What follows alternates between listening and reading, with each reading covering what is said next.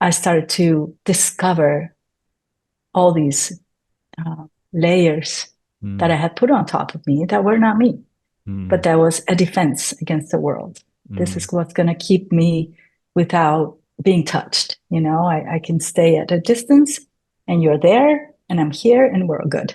Yeah. But then in the process, we get very hurt and we hurt people. Yeah. And it's because we don't know who we are.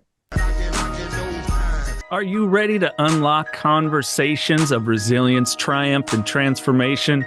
Well, you're in the right place. This is the Knocking Doors Down podcast. Your host, Jason LaChance, where we dive deep into the journeys of those who have overcome life's toughest challenges and are sharing their experience, knowledge, and insight into how you can do just the same. If you're checking out the podcast for the first time, hit that subscribe button on whatever platform you're listening on, or hey, if you're on YouTube, hit that subscribe button, leave a thumb up and a comment on the video, because not only do I see it, but so do my guests. As you may or may not know, I'm in long-term recovery for addiction, and I've struggled with some mental health issues. And through that, I became an advocate for sobriety and mental health. As well, I'm a certified recovery coach. And my guest on this episode is Martha Vargas. She's an amazing person with her proven expertise in personal transformation and a decade of instructing PSYCH-K. Martha shares how PSYCH-K not only impacted her life, but that of people that she's worked with for over a decade. It's a non-invasive, interactive approach to changing your subconscious beliefs and self-limiting beliefs and stepping into your own power and getting out of self-sabotage. We discuss a variety of topics that include finding inner peace amidst life's challenges, as well as cultivating authenticity and self-expression. We also discuss mindfulness, imposter syndrome, and so much more on this episode of Knocking Doors Down with Martha Vargas.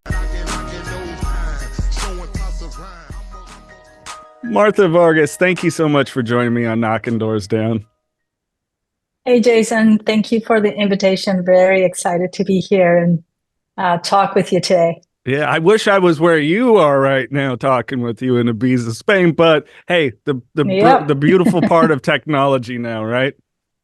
Yeah, we're just a heartbeat away through technology. It's very beautiful. Absolutely. Well, let me ask you. I start my day with gratitude. It's one part of my practice, so I like to start my conversations with three things you're grateful for today. Well, I think this is what I'm grateful for every day. I'm grateful with myself, for choosing my life as it has been. I am grateful for the ability to choose how to live this life, which is another, I do believe that choice is our great superpower. And I am grateful for choosing the family that I came into this planet with. Oh, I love it. And wow, that last one gave me chills. Mm. I too am a believer of that, but I came to that really through, and I know you before you hit record, you had some limited experience with a loved one in 12-step recovery, and it was Yeah. at that time in which I had a spiritual awakening that I shifted from thinking I was a human that a higher power God didn't really have a purpose for, um, to accepting that I'm a spiritual being having a human experience. Precisely, And through that, which completely changes everything. yeah, yeah. Mhm. But I'm guessing you probably did not always think that way either. Oh, no. We go from why is this happening to me to how come I need this in my life and why is it happening for me? And that completely changes the focus. Yeah. Well, it's those limiting beliefs, right? Yeah, well, I say that we're like little computers, very powerful computers walking around. We just don't know it. So we're just executing programs that we don't even know are there. And we think that's who we are. Yeah. Well, and let me ask you then, what was the process for you? Because I mean, it's for me, the easiest way I can relay it was going from subconscious living to conscious living. Hmm. And for you, Exactly. what was some of those moments that really got you to want to change how your trajectory of life and your outlook changed? Yeah. Well, I think maybe a lot of us start unconsciously to search for something that we know it's not there. And I now know, after all these years, I know that search started when I was 5, when my father chooses not to be in this world anymore and just checks out and say, okay, it's too much. And he just takes extra pills. And that was that. And at that moment, well, the adults around tell you so many things. And because we're just subconscious mind at the time, our programs just get installed without us knowing. And I started searching for a level of peace that I couldn't find. And that started by withdrawing from people. So I was a huge introvert. And then books became my friends. And through books, I found some very interesting things in fantasy and about the extraterrestrial beings and all that. And with hand in that, then kind of in a natural pace, I think the self-help books show up. And it's like, this all looks very interesting, but how do I get there? So then the workshops start to show up, and gurus and shamans and processes that all add up to who I am today. And then in 2009, I read a book. It's called The Biology of Belief by a very well-known scientist, Bruce Lipton. And Bruce speaks of this process called PSYCH-K at the end of the book, as after he mentions several processes that he knows. And he says that this is the one that completely changed his life. So that's like this little light that turns on and says, so what is this? What am I going to do with this? So I start searching for this, and it turns out that nobody was teaching this in Colombia. Nobody was offering this in Colombia, where I live. And I went to the States, to Philly, to take a basic workshop. And that's when it's like all the pieces start to come together after reading all the books and going to the workshops and looking outside for peace. The first day of this workshop, when I was going to bed, I was feeling something very odd that I could not place. I could not put a name to that. And it took me some days to realize that was called peace, which in 44 years I had never truly experienced. Yeah. And it was mind-blowing. It's like, wow, this is what I've been looking for. And then I realized it's not out there. It's by changing my subconscious programming that I am going to be able to keep this in a sustainable way. Yeah. Because that was the other thing, from all of the other processes, I kind of felt good for a little bit, and then it stopped.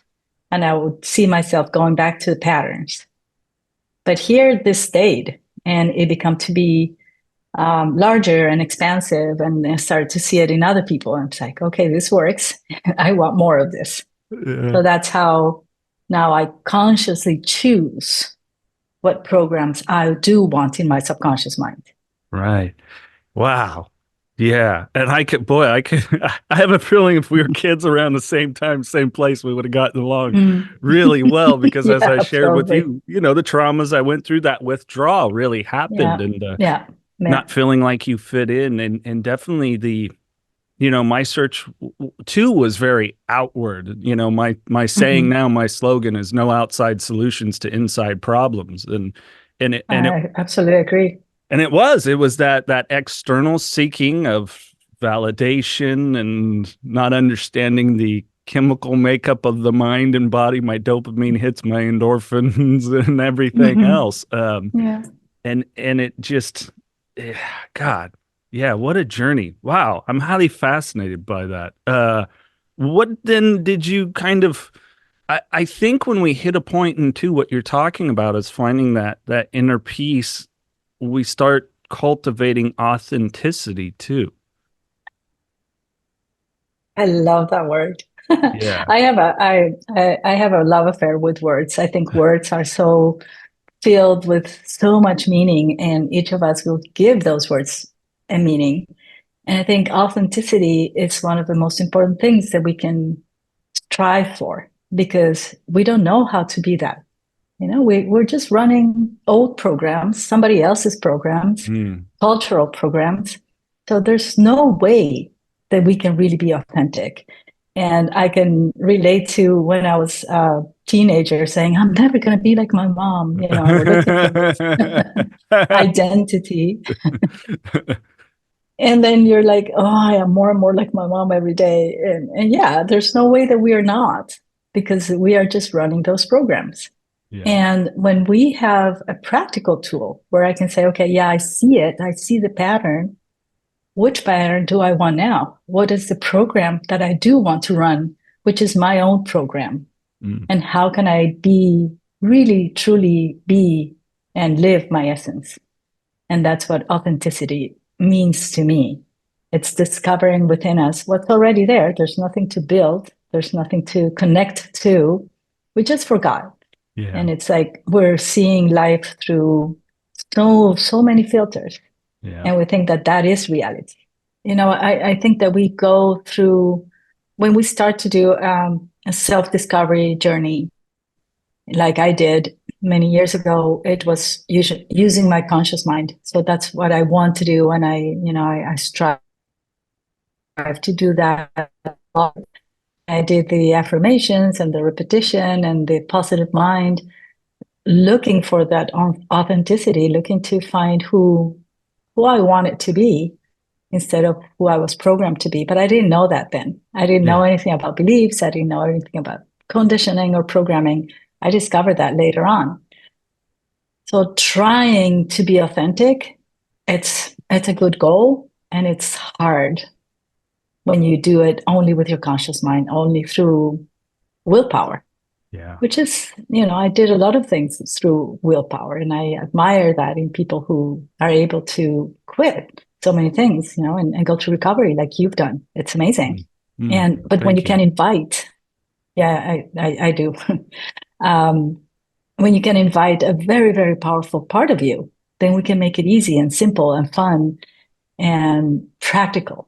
And that's why I love what I do. It's because to me, it's spiritual, pragmatic, day-to-day 3D spirituality. Yeah. What drives us. But to me, spirituality is being the most authentic human being I can be. Wow, I've never heard put so good. 3D spiritual. What you said there is really fascinating to me, because I think sometimes spiritually, and even in my own journey, I can think of it, two-dimensionally. Be it the practices of I'm a Christian, so I read my Bible or whatever it is, and not thinking, or maybe even almost in a 4D, the reality there's more beyond me. I'm this body that I'm inhabiting now is here for a limited time. I don't get to dictate when or where that will change, as much as at one point in my life I sure tried. What a fascinating way to think about it. How do you, with cultivating your authenticity, did self-expression really come into that? I mean, because you're helping so many people now. Yeah. When I came when PSYCH-K found me, because I do believe that this process finds us when we are ready, knowingly or unknowingly. It just comes in because it requires responsibility. Our ability to respond to ourselves and to our actions and the consequences of those actions. And it's just not information. It's actual work that you need to do and that you choose to do. And at the time, because I had done so many things, I was in what I call the spiritual duality. I'm better than you because I have a yoga practice, or I fast, or I've been with the gurus. So I can look at you poor mortal because you don't do any of these things. There's no spirituality there, it's just. So at some point I realized that, and it was from a very strong point of ego, how I was doing things, and I wanted to save humanity. I wanted to save everybody, because everybody, poor things, they were wrong and I was right. And that's when I started to realize that I was a control freak. I had people telling me that. I was so offended when they would tell me that, because they would say, "You're just like your mom." I'm like, "No, I'm not." Yes, you are. So starting to debunk all those behaviors and the attitude behind that arrogance of putting ourselves above everybody else. That is the illusion of separation. That's when we think, oh, I'm here and you're over there, and what happens to you has nothing to do with me. And when you said now there's no outside solutions to inside situations, that's what we do. We need to look inside. Because even if I have a conversation with you and something is triggering me, it's not you. It's my program. And I need to look at the program. Yeah. And that's challenging for a lot of people, because it's like, oh, but it's him, it's her, it's my mom, it's my husband, it's the world that's wrong, and I'm okay. So we're separating all the time. When I talk about this search, the finding more than the search, because I believe that the search is outside and the finding is within. When I started to find answers inside of me and to be brave enough to look at them, because it requires courage, to the strength that comes through the heart. That's the word courage. And to actually put it and sit with my fears and why I was being so arrogant, I started to discover all these layers that I had put on top of me that were not me, but that was a defense against the world. This is what's going to keep me without being touched. I can stay at a distance and you're there and I'm here and we're all good. Yeah. But then in the process, we get very hurt and we hurt people. Yeah. And it's because we don't know who we are. Knocking Doors Down by Carlos Vieira. Now available wherever you get audiobooks. I wasn't done partying, and I didn't want the binge to end. I think I knew that when I finally got home, I'd have to face what I had done, and I wasn't ready to do that. Being responsible for my actions wasn't something I was looking forward to. I had abandoned my wife and baby, my family, and my business. I wanted to avoid the shame of returning to what I had left behind. Even though I was not yet going home, I wasn't sure I had enough resources to continue the binge. Click the link in the podcast description to find out more. I mean, tell me your thoughts on it. And if we don't know who we are, we miss out on some of the greatest joys, and one of those being connectivity. I mean, how can we really connect with with another person on any, especially, I think inherently we all want to connect with others on a deeper level. Absolutely. Can we connect? No, some people, it's like I was having this conversation yesterday. Unconnectable. Yeah, they have no access to my life, or their access is simply, hey, good to see you. This weather's been crazy. Or to, my partner and I, very deep connection, very vulnerable in all situations and scenarios. But I didn't even think that was a possibility until I started changing my mind about myself, especially. Exactly.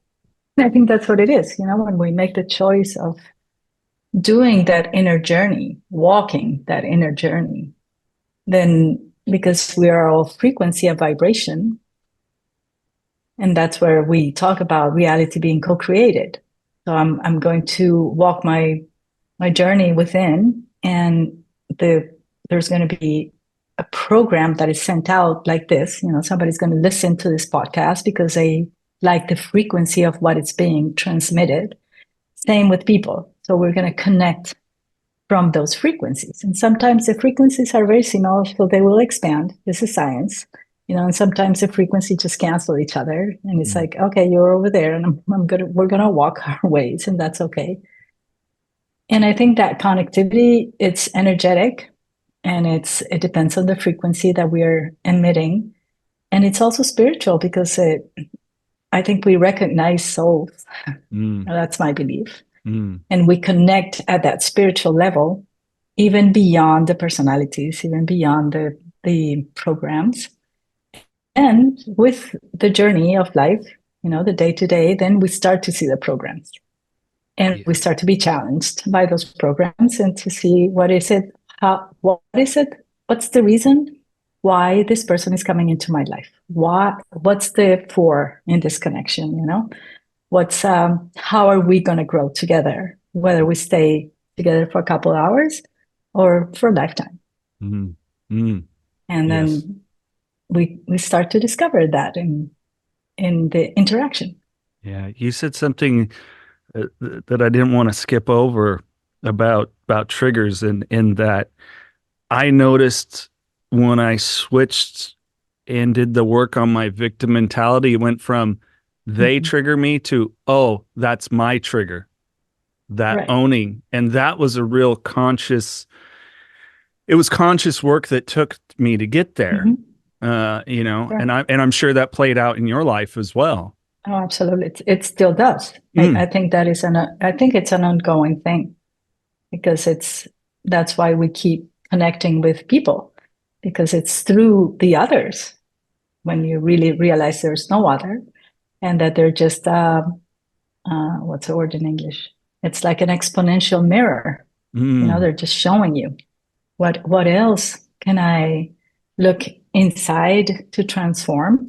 Or perhaps sometimes it's already like, okay, I've been there. I am so grateful I'm not there anymore. That's also a beautiful side of the mirror. I had that recently. You're absolutely right. Yeah. That was the walking past a person, them looking at me and being like, there's not a single word that can make this right. I'm going to keep walking. But I think that and goes. it's a beautiful choice. Yeah, and I think when it you don't goes get triggered anymore. to a saying. I don't know if you've heard this in another iteration, but we meet people for a reason, a season, or a lifetime. Uh-huh. And we never know. Yes. Which of those is. Yes. We don't know. You just got to go and play with this person and whoever it is. I can say I'm going to be in a lifetime with my kids. We don't know. We know they're there today, and I know I'm here today. So let's live this day as passionately or as intensely as we can, because there's no tomorrow. We just really don't know. Yeah.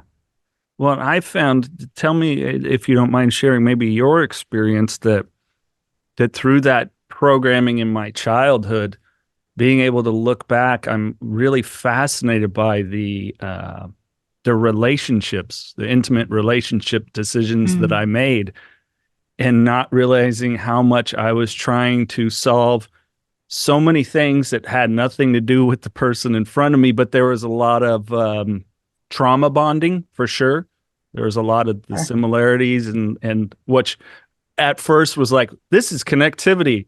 And then it ended up being the things that made it so explosively like, this is not good. This is not really a connection. Yeah, it needs to exist anymore. Yeah, I agree. I think that through life, we meet so many people. And when we talk about the partners that we bring into our life, whether it's a love partner or a work partner or friends, then we all get to learn from each other, but most people don't see it.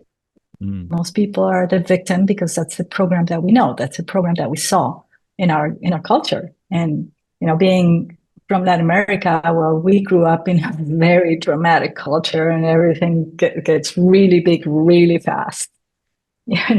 Like in telenovelas. And then you find somebody to make it even more dramatic. You go and talk with this, and that's how we bond. We bond through drama, and it's an addiction. Agreed. It's a huge addiction. Agreed. Drama. It's huge how addicted we are to drama, to problems, to difficulties, to making life difficult, and then we're proud of it. And that's how we have a way to connect with people. And I was in a workshop a couple of years ago, and we talk about something called secondary gains. Why do I keep a pattern even though I know it's not good for me? Why does it stay even if I'm doing the work? Well, because our subconscious mind is gaining more through that pattern and it's very, very dangerous to lose it. I was talking to one of my friends, because my participants become my very good friends. They're like family. And one of them comes up and says, Tata, I just realized why I cannot give up drama. The secondary gain is that's how I maintain my friends. if I'm not in the drama, then what are we going to talk about? How do I connect with them when I see them or my family? So it's the possibility of telling the subconscious mind that you can keep the connection by living a peaceful life instead of the old formula that the only way to connect is through drama. Mm-hmm. So it's fascinating how the subconscious mind creates these patterns because it's gaining this very basic human needs. It's designed to keep us alive.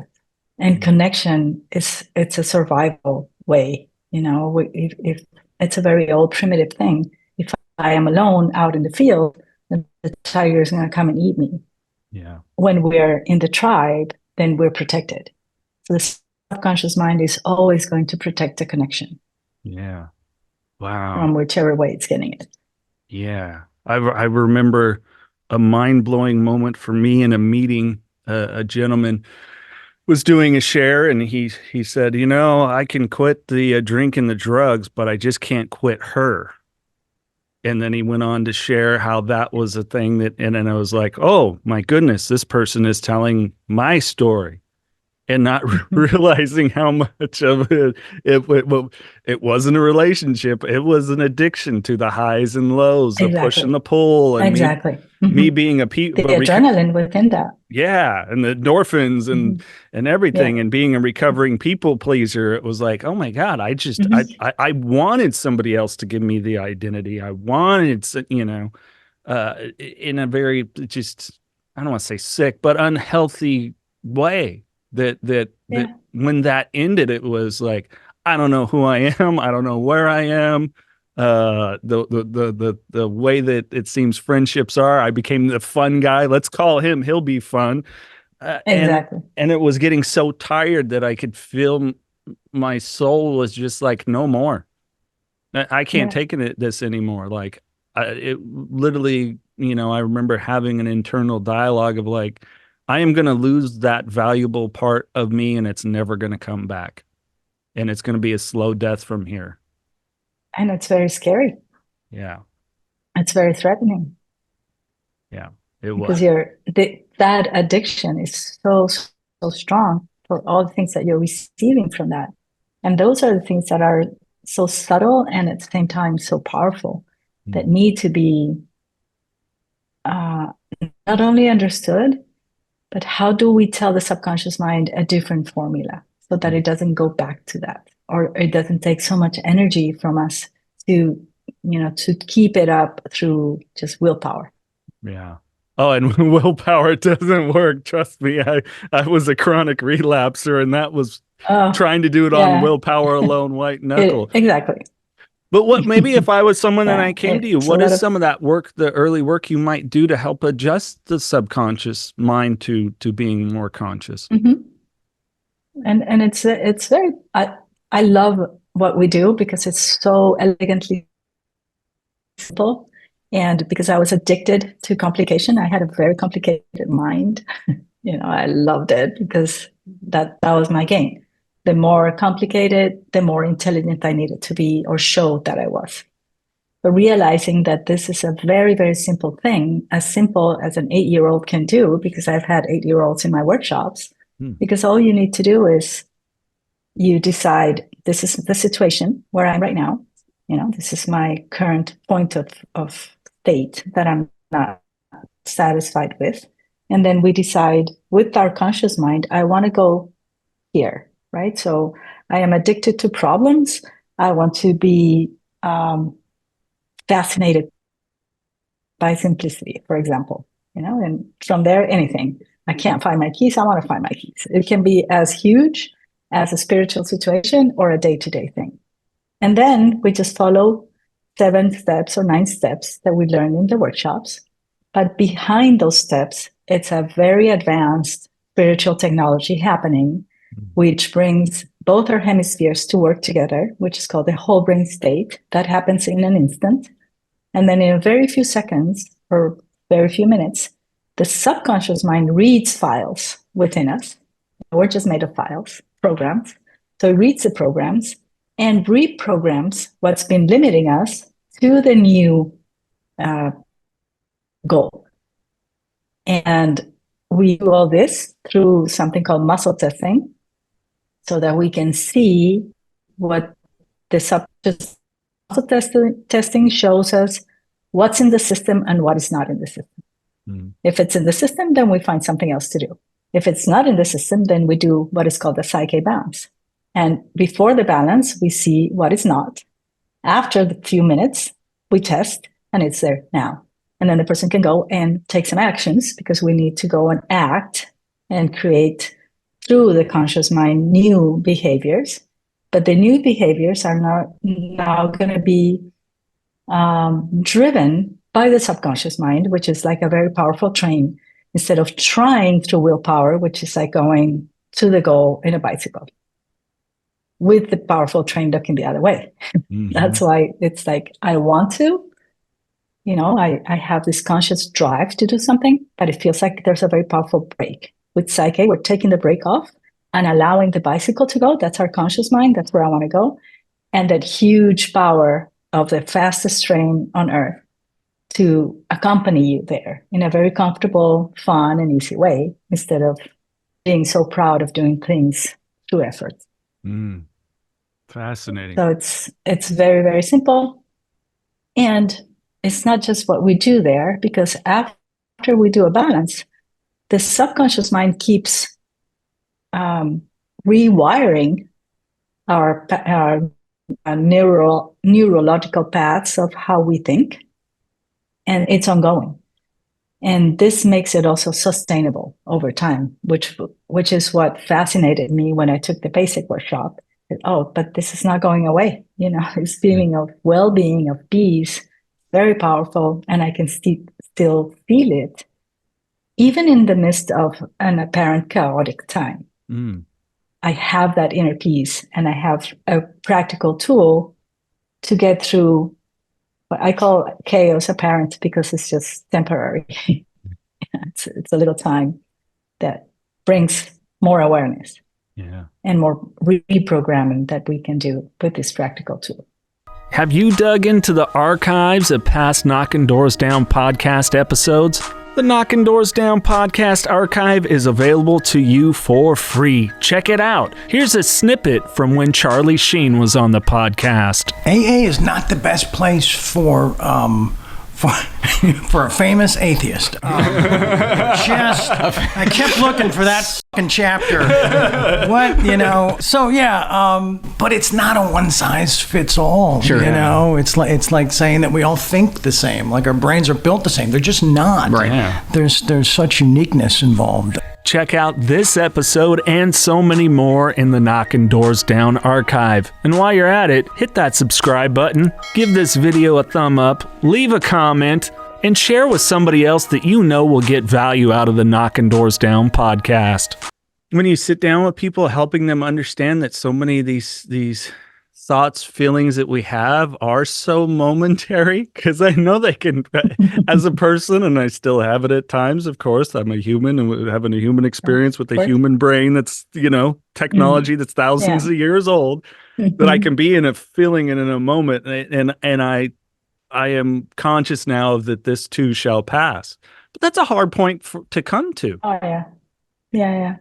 It is. Because it's like being in the middle of a hurricane. You don't know when the hurricane is going to be over. And I think that's part of the conscious journey, the conscious journey to consciousness. How do I choose to go through that process? And I think this is when, instead of this being just self-help, how do I help myself? This is, how do I actually know, not learned, I know that I am a spiritual being having a temporary human experience. And that within that temporary human experience, I go through temporary difficulties. And I think that's a realization that each person is going to find in their own rhythm. I can say that to somebody 100 times, that until they really experience for themselves, and they're going to say, now I understand what you were trying to tell me. And that happens with everything. We can talk somebody for hours, that if they're not ready within for that personal realization, it's just not going to happen. Sure. Yeah. Well, and I had a great conversation on here with a friend of mine, extraordinary lady, and we really got into one of the biggest factors. She works a lot with people in recovery and kind of supercharging their recovery, and I do on a limited basis. And we were really discussing discernment and that importance of being able to discern between certain situations, people, emotions, what experience are you having? And I think that's a really, for me, was one of those huge things of trying to have a life where I'm more conscious and more present. That discernment was a huge challenge. Absolutely. Yeah. And I think we all arrive, if we choose to start looking within, then we will arrive to that discernment also in different ways and in different rhythms. And I think one of the biggest things for me have been respecting that rhythm, because being a control freak, I wanted everybody to go through things in the same way that I did. And it doesn't happen. And then we suffer through that. Why can't you see it? It's right there. It's the same thing if somebody comes and tells you, like when they told me you're just like your mom. No, I'm not, because it's so subconscious that you just can't see it until you do. And then you can't unsee it. Yeah. Well, I think the challenge of where I've had people be like, well, I just want to look at myself objectively. And I'm like, I don't think you can totally.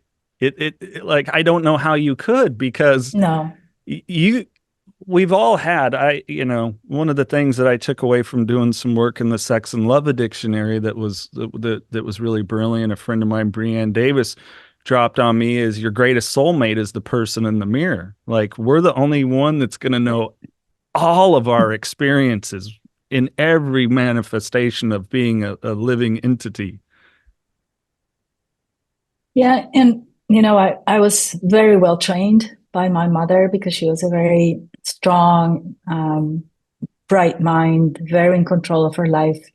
She had to provide for us since I was 5 and she was 34 years old. So I was trained by her to do life on my own, which I deeply appreciate. But that had a dark side to that is, I have to do everything on my own. And that becomes also exhausting, because then you don't allow anybody in, because they can't see that you're fragile.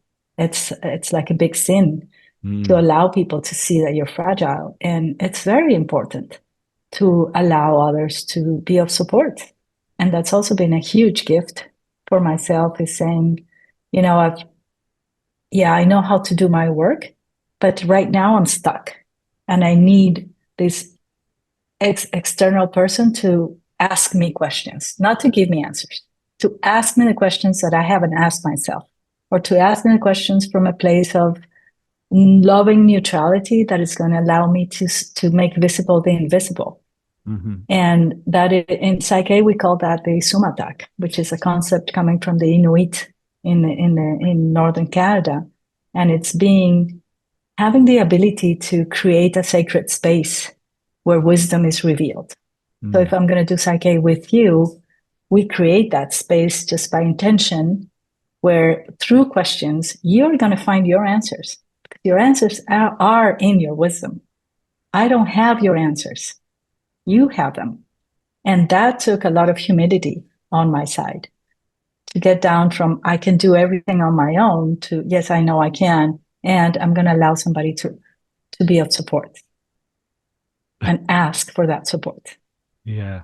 Oh, that's so hard. And I think, I can really resonate with you on the level of when we have things that happen to us, especially in our childhood. I mean, everybody's going to experience trauma on some levels. Some of them are, absolutely, as we'll say, the big T, you losing your father, things that I went through, or whatever it is, or the small T's. And we really develop a way of being to survive and to go through. And like, that's such a huge part of being able to let go of these things that no longer serve us. Exactly. but for me, I'm still identifying, I'm still doing the work, and I'm sure I always Good. will. But that we really have to come to. It's kind of like, I don't know if anybody's raised a dog. You do some things when it's a puppy, then as it gets older, the training kind of changes up a bit. Exactly. And we're no different. Yeah. And I think this is a very important point that you're making, Jason, because that's why we need to understand that life is a process. It's not like, oh, I need to find the little magic wand that is going to make it all good for tomorrow. And then everything's always going to be good. And I'm surprised when I see things on, on social media or ads that come up saying, this is the answer and we're going to solve all your problems. The moment somebody tells you that they are going to solve your problem, oh, I run very fast the other way, because that's very disempowering. Mm-hmm. And when we tell people, well, this is not the magic wand, it's a very good process, but you need to do your work. You need to walk within, and it's an ongoing walk. Mm-hmm. And it's going to take different timing for different people. And the more that we accept that journey, it's so beautiful, because then there's no longer a need for a destination. Mm-hmm. And we were talking about traveling earlier. And to me, travel nowadays it's more of a journey than where am I going to go and what things I'm going to do there. And, I was such a planner, and I realized I was planning out of fear because it was a control thing.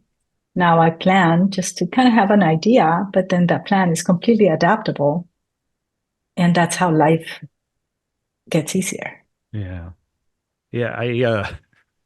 I don't do well with itineraries anymore of like, we will be here at this time and this thing. It's like, look, we're going to show up. We heard there's this great museum.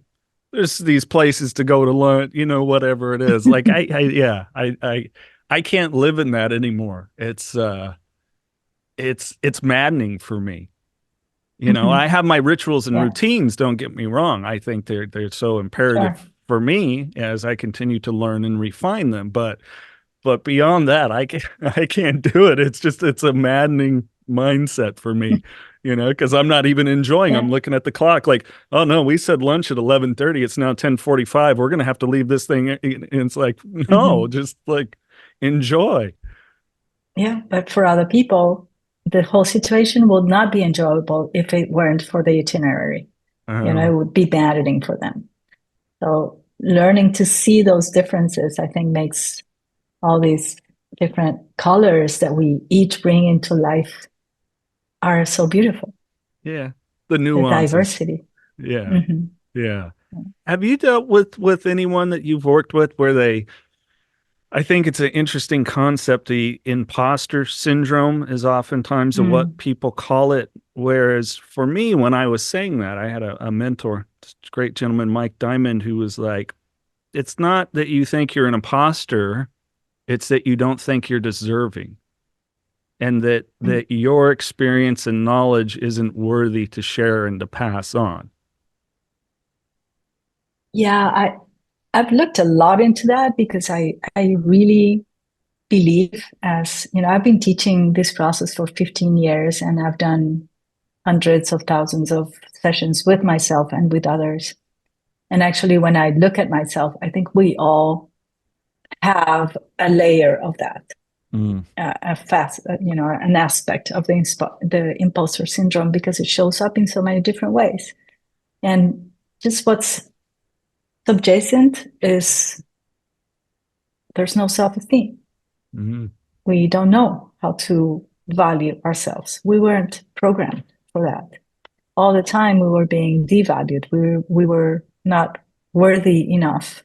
This is the culture of you need to, we're not deserving, like you said, we need to earn and make everything with effort. If it doesn't come with effort, it's not worthy. So the imposter syndrome shows up in so many aspects of our life. The fear that somebody's going to discover that I'm not good enough. So I need to overdo. And that was me. I was the overachiever, doing all the time. If I'm not doing, somebody's going to find out that I'm not good enough. Mm-hmm. And it's very scary. Yeah, because when I came into the psyche world, like I said earlier, I was so arrogant. And then I discovered that that arrogance was part of the imposter syndrome. It was a very strong defense, a mask. So nobody could see beyond that, my fragility. And it's better to show yourself like you're very big, like the bear. You need to be very big and very loud. And we can do that in different ways, even being very quiet, which was me. And accepting that there was a total absence of self-esteem within me was probably one of the hardest things to do and one of the most powerful and transformational moments of starting to build that. Because I don't think that right now it's complete. It's ongoing. I still find layers of this. I still find moments where I feel intimidated or small, or somebody's going to say, I'm not good enough. I'm not doing enough. What I do is not good enough. And it's less present, but it shows up and it's like, there you are. Okay. let's look at you now. What is it? What's coming up? Yeah. I find for me that it's that in situations I have to, my brain did a really good job. Let's say I'm speaking in front of 100 people and there's one that goes, I got nothing out of that. That was actually absolutely terrible. Whereas all the other 99 can go, wow, thank you. I took something away from that. You gave me some things to think on, to work on, tools, whatever you want to call it. And it would be that focus on the one because of my limiting beliefs, to come back full circle, and the story I was attached to about myself that I told myself. And I was looking for that justification of, see, that one guy out of the 100. And it's like, it goes back to the control issue and people pleaser. It's what people pleasing is, a control issue. Own that, people. It's, of going, oh, see, all that story I had about myself that was implanted in me way back when, it's true. What's the point? I might as well just give up. Yeah. And I think that when we see it, and with a practical tool which is why I stayed with Psych-K and I said, I'm not going to look for anything else. This is it. I've never seen anything so simple and so practical and so effective and sustainable. I have that possibility to see those moments and ask myself, and what do I want instead? How do I want to experience this instead of what's coming up? And I have a practical way to transform that. So it's not just like, okay, I see you, and now I have to try to change it. No, it's now I can reprogram another part of this huge database, because that's all that it is. We've just put so much information from 0 to 7 years old that we're not aware of. So those programs are going to come up somehow, and they're going to show themselves. And depending on our level of discernment and awareness and where we are in the journey, we may see them. What I see is that most people are never going to see them because it's just normal. We've normalized all that drama. We've normalized all those situations. That's how it is. And that's how life is going to go. So let it be. And there's a percentage of people growing, thankful for that, more and more saying there's got to be a better way to be better at being human. Yeah, I agree. And that's why I think both of us do what we do, is to serve more of those who are ready. Say there's got to be a better way. And there's so many ways. And you have yours and I have mine, and we're just here to make them visible. If we can inspire one person to say, oh, that's the key, then it's worth it. Yeah. And we've been gifted a purpose within humanity. Right. Yeah. And, there's, again, my love affair with words, purpose and happiness. I think those are two words that are way overused. And people are so frustrated by how social media are using, oh, you got to find your purpose. Like, well, how about if the only purpose is that you are just good at doing life, Yeah. Just get better at the game of life. That's it. Whether you're cleaning the streets or you're a very high level CEO, be the best human being you can be doing that. Yeah. And put a signature to that at the end of the day. That's the purpose to me.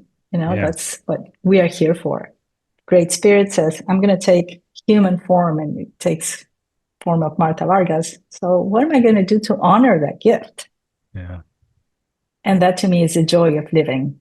So the end result is not some happiness that's going to come from doing. It's the joy of being in every instant. Ooh. I don't know if you see it. I got chills. I think the tattoo's hiding it there. Oh, and you're right. It's, yeah, I think I agree with you. I think some people maybe hear that word and think that it's such a daunting thing, and it could be. I try to strive for the simpler things of earlier today when I got my cup of coffee before we got here, because the weather sucks and my sinuses are, I don't want to sound terrible for you.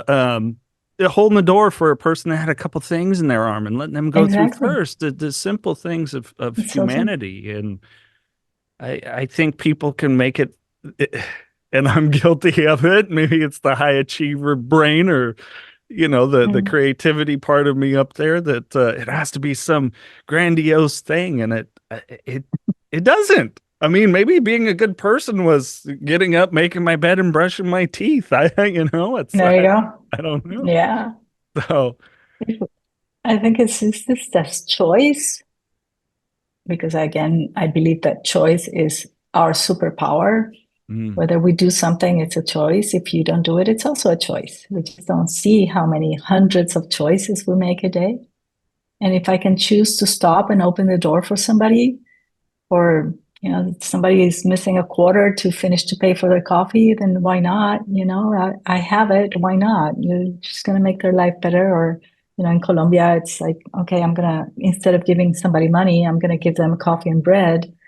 And it just made somebody's life better that day by something so simple. Or, we were walking with my daughter the other day on the street, and there was a can on the sidewalk. So I can just walk by and not pick it up, or I can pick it up and put it in the garbage. And then the world it's a better place just for that action. Yeah. Little tiny things that make life better.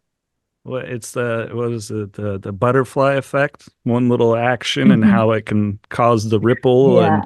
And I mean, as a person who made a lot of disempowering decisions, trust me, that ripple effect can be really strong. So and I think things like this, what you're doing and offering different points of view to people, actually do change people's lives. And sometimes we don't know. I did a short live video one day on an airport, and I was saying, I talk a lot about the world. What if not? That's our program. What if this goes wrong? What if somebody says no? What if this doesn't work out? And my invitation is, let's move to the world of what if yes. What if it does work out? What if you do find somebody amazing? What if people find you amazing? What if you try and do this and it works out wonderful? It's a more expansive way.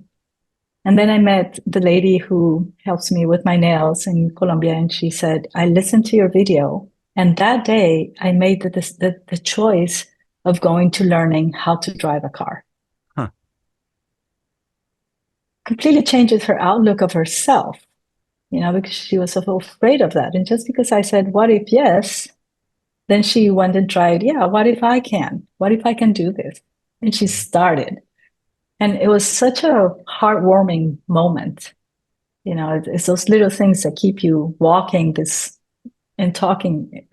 walking our talk and doing what we do, because we know that we made one person's life better. Yeah, I love it. Martha, we're going to jump into some fun random questions, and I'm going to have you leave us with some final thoughts. But first, if people want to connect with you, what's your preferred way? Okay, because we are doing this and we do this all over the world, the preferred way will be to go to the PSYCH-K website, which is psyk.com, and I can send the link later on. I have my personal website with my name, .org, martavargas.org, but that's in Spanish. And in psyk.com, you can find everything in English. And we can also share the book that I wrote, which is in both languages, which is a very good way to understand how to integrate this into whoever is ready to integrate PSYCH-K in their lives. Excellent. Yeah, we'll get all those links there in the description so people can connect with you. I'm going to stay connected with you. I'm going to be reaching out. I'm going to be picking your brain. So Awesome. this Love won't be it. the last you hear from me. Good. Okay. Here's some fun random questions. I was going to start with one about superpower, but you already said what it is. So I'm going to skip that. But Well, I have a second one. okay. All right. What's the second? If you could have one superpower, what would it be? What's the second one? Vulnerability. Mhm. Mhm. It's That very was, underrated. oh yeah. And it's scary to a lot of people because it's equal to fragility or to opening up yourself to somebody harming you. And to me, it's completely opposite. It's going out there and living life fully.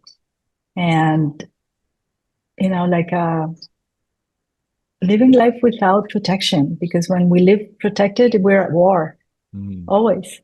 So when we take those protections down, it's like, okay, yeah, life is good and it's going to be awesome. And I'm going to find some cool things. And when I don't, when things kind of get rough and shaky, then I have my resources to get through that too.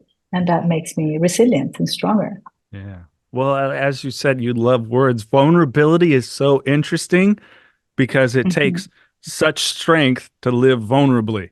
And it's Exactly. that dichotomy of words. It's like, how do they go completely hand in hand? Completely hand in hand. And when you re-signify that, then you have the ability to be intimate with yourself and with others. Without vulnerability, there's no intimacy. Wow. Yeah. Okay, these are random questions, so they're Okay. supposed to be quick. Do you have an interest or a hobby that might surprise people to learn? Well, I play golf since I'm 10. It was love at first swing, and I played golf for representing my country, and that's what took me to study in the States with a scholarship of all places in Brigham Young with the Mormons, which was very interesting. I was raised Catholic, so that was a fun way to look into my relationship with God. And I actually did rebuild it through a very fun conversation while we were partying and breaking all the Mormon rules. Wow, what a journey!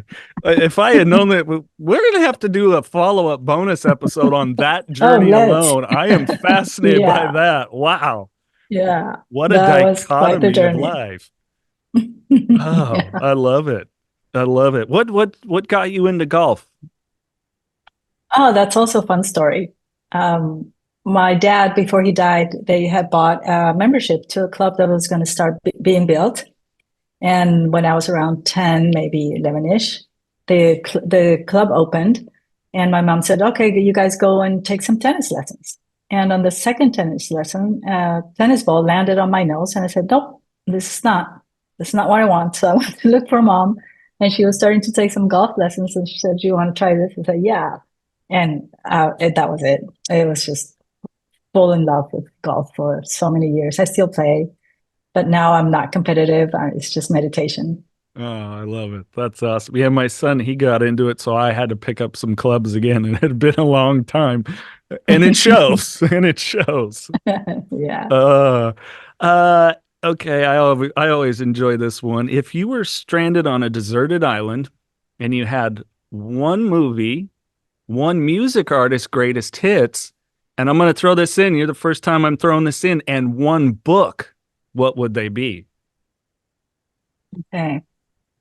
One movie. Can it be a series of movies? Can it be Harry Potter?